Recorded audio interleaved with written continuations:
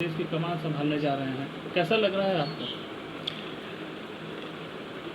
ये मेरा सौभाग्य है कि आज भारतीय जनता पार्टी ने तीसरी बार भारतीय जनता पार्टी प्रदेश अध्यक्ष का दायित्व सौंपा है और इसके लिए मैं सबसे पहले भारतीय जनता पार्टी का आभारी हूँ। साथ ही साथ हमारे जो भारतीय जनता पार्टी के वरिष्ठ नेता हैं आदरणीय श्री नरेंद्र मोदी जी, देश के यशस्वी प्रधानमंत्री, उनका भी मैं आभारी हूँ। आदरणीय अमित शाह जी जो गृह मंत्री हैं, पूर्व राष्ट्रीय अध्यक्ष हैं, उनका भी आभारी हूँ। आदरणीय जेपी नड्डा जी जो भारतीय जनता पार्टी के राष्ट्रीय अध्यक्ष हैं, उनका भी मैं आभारी हूँ। डॉक्टर अनिल जैन जो हमारे छत्तीसगढ़ के संगठन के प्रभारी हैं, उनका भी आभारी हूँ।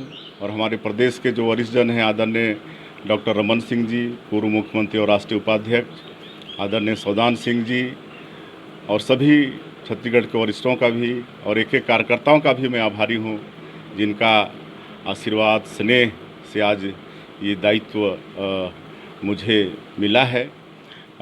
मेरा पूरा प्रयास रहेगा कि पार्टी ने और हमारे वरिष्ठों ने इस काबिल समझा है तो उनके विश्वास में मैं खरा उतरूं और भारतीय जनता पार्टी के वरिष्ठों के मार्गदर्शन से एक कार्यकर्ता को साथ लेकर अगले विधानसभा चुनाव में फिर यहाँ पर भारतीय जनता पार्टी की सरकार बने, इसका पूरा प्रयास होगा।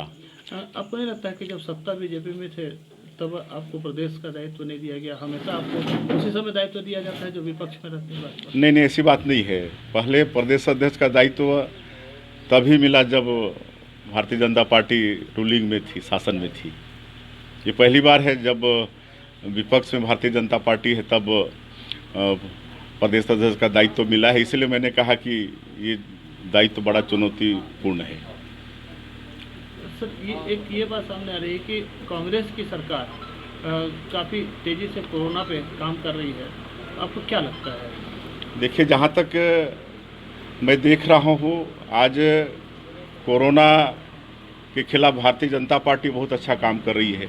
आज दुनिया में हमारा ये भारत देश जनसंख्या की दृष्टि से दूसरे नंबर पर है, लेकिन आप दुनिया को देखेंगे जहाँ संक्रमित लोगों की संख्या है और मरने वालों की संख्या है, उस हिसाब से हमारे यहाँ के यशस्वी प्रधानमंत्री जी सही समय पर सही निर्णय लिए। लॉकडाउन के लिए यहाँ पर लोगों को आह्वान किए और यहाँ देश की जनता ने भी उनकी बातों को मानी और आज इतना बड़ा देश, इतनी जनसंख्या के देश में आज अगर हम लोग देखें तो कुछ भी नहीं है यहाँ पर संक्रमित लोगों की संख्या या मरने वालों की संख्या।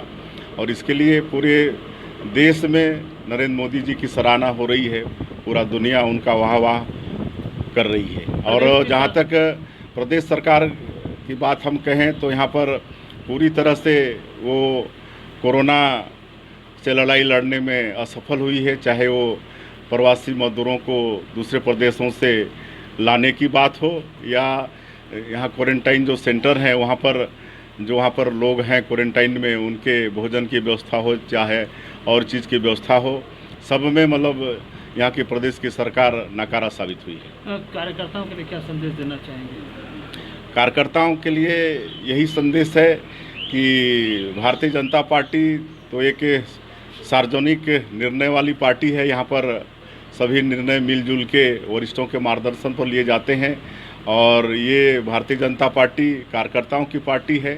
कार्यकर्ता पार्टी की रीढ़ की हड्डी हैं, कार्यकर्ता ही पूंजी हैं और उनसे हम यही कहना चाहेंगे कि सब मिलकर जो केंद्र सरकार की उपलब्धि है गरीब कल्याण के क्षेत्र में, चाहे वो गरीबों को मकान देने की बात हो, गैस का सिलेंडर देने का बात हो, शौचालय निर्माण का काम हो या जनधन खाता खोलने की बात हो, और भी तमाम जो गरीब कल्याण योजनाएं हैं उनको जन जन तक पहुंचाएं।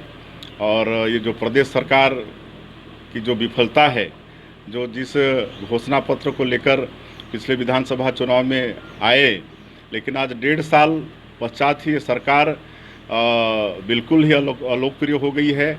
यहाँ की जनता निराश हो चुकी है, यहाँ के बेरोजगार निराश हो चुके हैं, यहाँ के किसान निराश हो चुके हैं, यहाँ के जो कर्मचारी जिनको नियमित करना था वो मतलब आज निराश हो चुके हैं। इस तरह से सब मुद्दे में यहाँ की सरकार फेल हो चुकी है। इसका लाभ भी भारतीय जनता पार्टी को मिलने वाला है। सर, प्रदेश में एक और जहां भाजपा की महज 15 सीट ही आई है और इस विषम परिस्थिति में आपको मान सौंपा गया है शीर्ष नेतृत्व का, तो किस तरह से चुनौतीपूर्ण मानेंगे और कैसे निभाएंगे? देखिए, चुनौतीपूर्ण तो है। पिछले विधानसभा के चुनाव में एक परिवर्तन का लहर था। लोगों को लगा, कांग्रेस का जो झूठा घोषणा पत्र आया तो लोगों को लगा कि एक बार परिवर्तन करके देखते हैं। लेकिन एक साल में ही जनता निराश हो चुकी। काहे कि जो लोक लुभावन घोषणा पत्र लाए थे उसमें मतलब फेल हो चुके। इसलिए आज 1.5 साल में यहाँ की जनता कांग्रेस पार्टी की सरकार से बिल्कुल ही निराश हो चुकी है। एक और जहां कांग्रेस ने चुनावी घोषणा पत्र में शराबबंदी को लेकर के गंगा जल की कसम भी खाई थी, लेकिन अभी लॉकडाउन के दौरान अभी वो कुछ शराब बेच रहे। हाँ, पिछले घोषणा पत्र में भी उनका था कि सरकार बनने के 10 दिन के अंदर शराबबंदी कर देंगे प्रदेश में, और इनके नेता हाथ में गंगा जल लेकर कसम भी खाए थे। लेकिन आज 10 दिन तो क्या, मतलब 10 महीना से भी ज़्यादा, 1.5 साल करीब इस सरकार को होने को आए हैं। ना यहाँ शराबबंदी हुई है, बल्कि और ज़्यादा धड़ल्ले से सरकार मतलब दारू बिकवा भी रही है, शराब बिकवा भी रही है। और इसका दुष्परिणाम प्रदेश को मिल रहा है।